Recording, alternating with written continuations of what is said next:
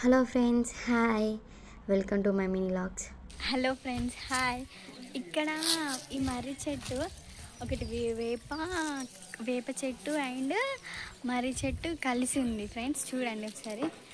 ఆ, నాకు బాగా అనిపించింది. సో ఇక్కడ రేరుగా ఉంటాయి. దీనికి ఏదో ప్రతిష్టత ఉంది, మంచి జరుగుతుంది అనేసి భావిస్తారు. చూడండి మీరు.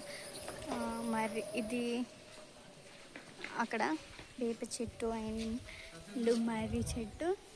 Hello friends, hi. Welcome to my mini logs. Hello friends, hi.